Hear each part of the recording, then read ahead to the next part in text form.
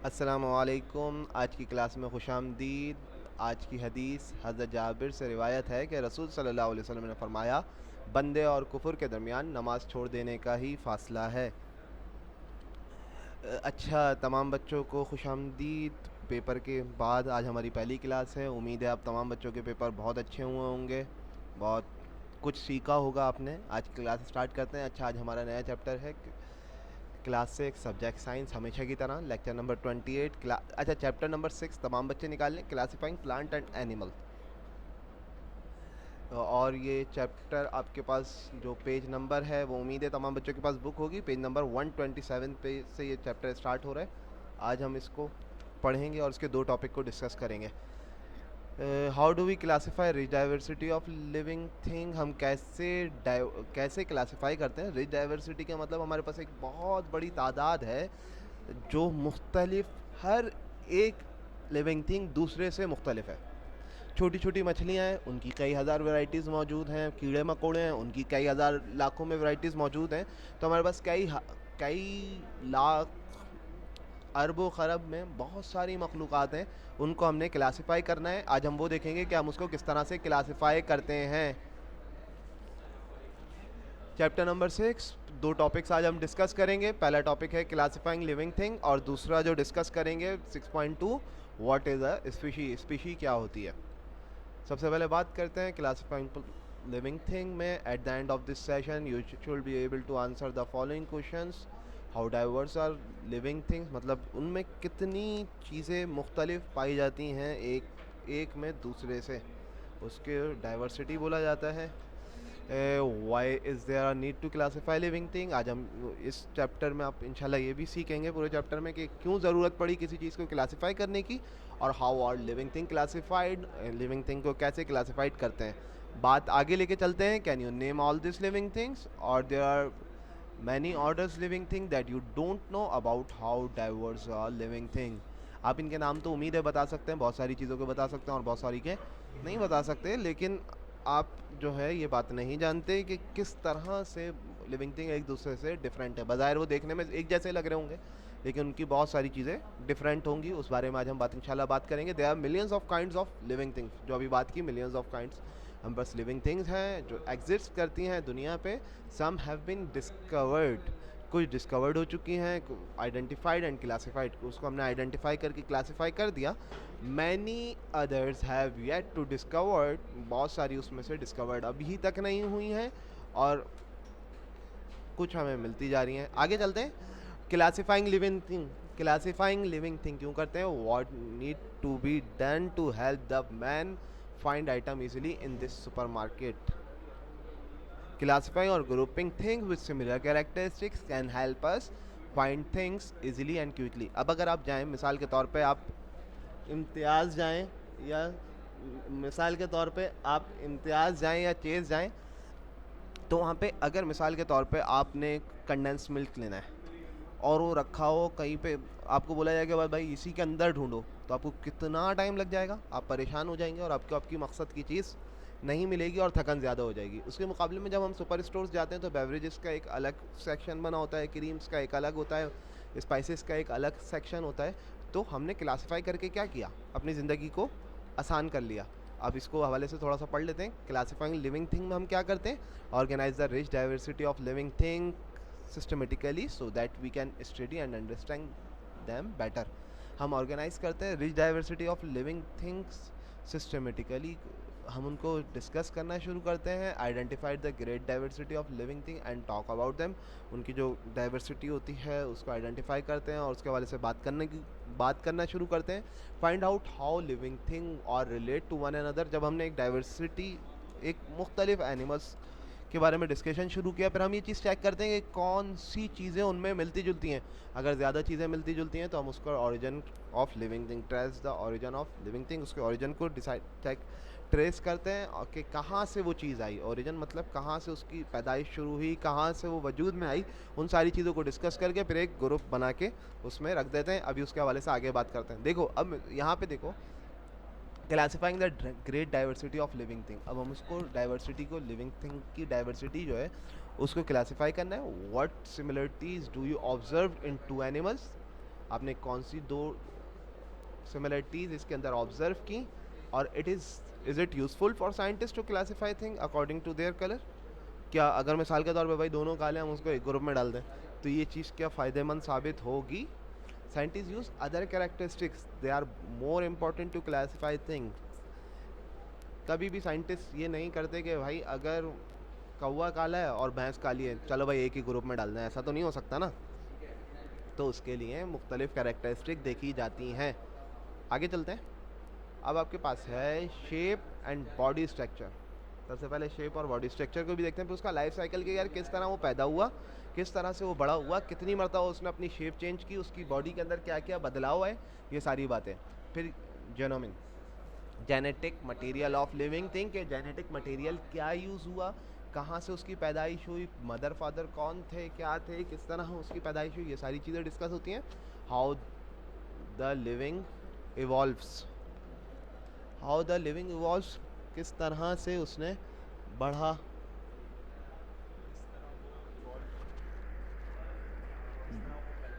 हाँ, किस तरह से वो इवॉल्व का मतलब 2-3 महीनों में जैसे बढ़ा या पैदा हुआ, या उसकी पैदाइश किस तरह हुई, या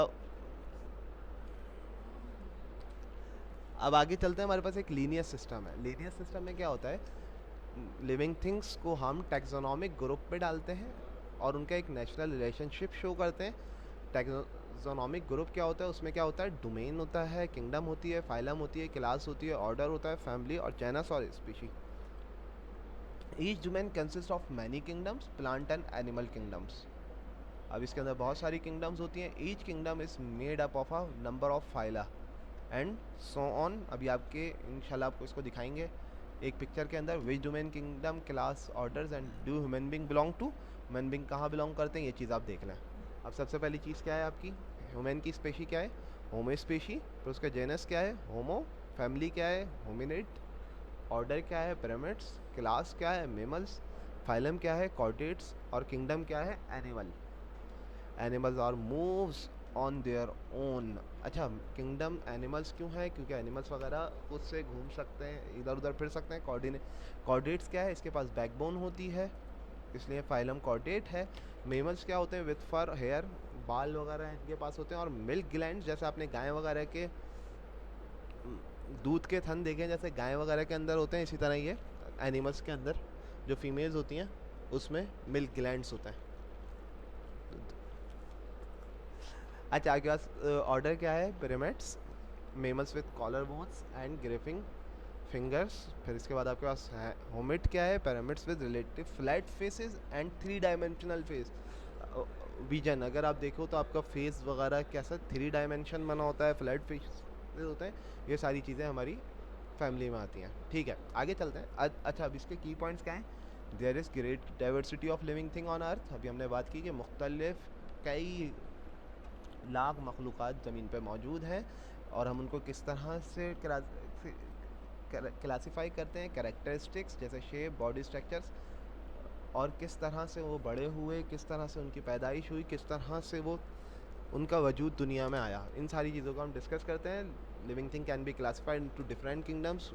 लिविंग थिंग को हम मुख्तलिफ किंगडम्स में क्लासीफाइड करते हैं। एक प्लांट है और एक animal kingdoms, which are subdivided into small groups such as family, genus और स्पीशीज। आगे चलते हैं। A male cat can breed with a female cat to produce kitten of same species. अब स्पीशी क्या होता है, हमारा नेक्स्ट टॉपिक है स्पीशी। अगर मेल और फीमेल मिलकर जो बेबी है वो क्या है, स्पेशी, वो सेम स्पेशी का होगा। जैसे अगर आप ये देखें, आपके पास एग्जांपल है, मेल और फीमेल कैट है, उसके जो बच्चे हैं वो सारे सेम स्पीशी होंगे। क्या ना, cat breed with a cow, ऐसा हो सकता है। They belong to different species, they can not bring breed with each other naturally. भाई ऐसा हो सकता है कि काउ काऊ की और बिल्ली की शादी हो जाए, नहीं हो सकता, क्योंकि वो अलग अलग स्पीशी हैं। आगे चलते हैं। देखो, what is a species and the end session you will able to answer the following questions. आप आखिर में what is a species, how are living thing name in science. अच्छा, living thing of the same species human being belongs to the same species, homo species. अच्छा, जितने इंसान हैं, जितने living things हैं, वो किससे बिलोंग करते हैं? उनका स्पीशी क्या है? होमो सैपियन। फिर क्या है? Living thing of the same species share many similar characteristics. जो एक ही स्पीशी के लिविंग थिंग्स होते हैं, या कोई भी एक ही स्पीशी होगी, स्पीशीज़ होंगी, वो अपने कैरेक्टरिस्टिक्स को शेयर करते हैं। Living thing of the same species can breed with each other naturally to produce fertile offspring of the same species. अच्छा, सेम स्पीशीज़ में इंसान इंसान के साथ, जानवर जानवर के साथ उनकी शादियाँ होती हैं, फिर बच्चे होते हैं, और इसी तरह उनकी औलादें बढ़ती हैं। Living things of different species can not breed naturally with each other. अच्छा, ऐसा नहीं हो सकता कि कुत्ते और इंसान की शादी हो जाए, कुत्ती और बिल्ली और गधे की शादी हो जाए, या उन दोनों का मिलाप होकर उससे बच्चे हो जाए। इस तरह से नहीं हो सकता। If they do they will produce hybrid offspring and they are generally infertile. अब आगे चलें। आपके पास स्पीशी है, नेमिंग स्पीशी।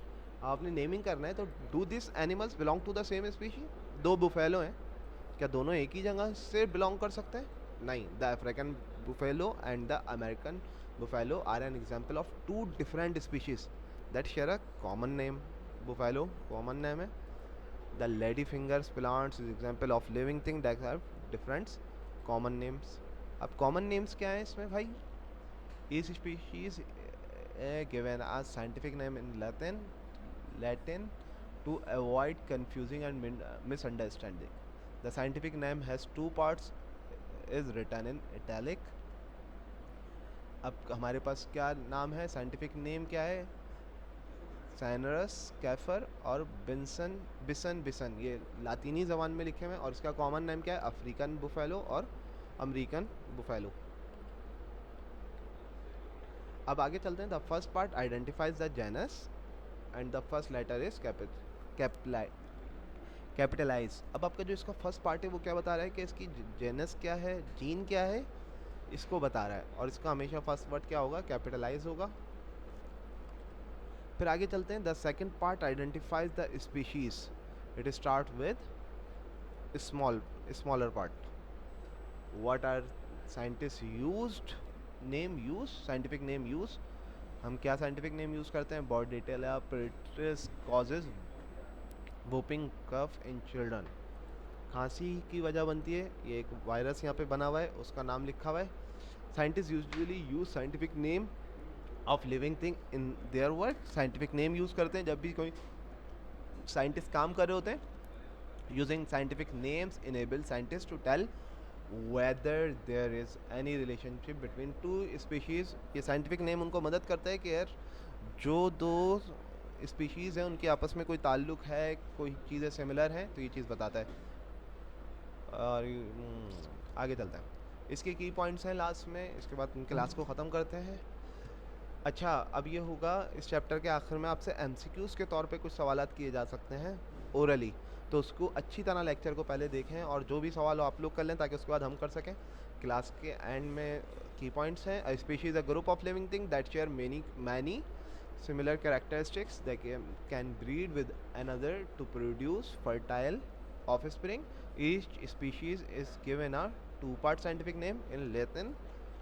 ये बात हमने आज की। अपनी क्लास को अब एंड करते हैं। जब तक के लिए अल्लाह हाफ़िज़, और अपना बहुत सा ख्याल रखिएगा, और वीडियो को पहले से देख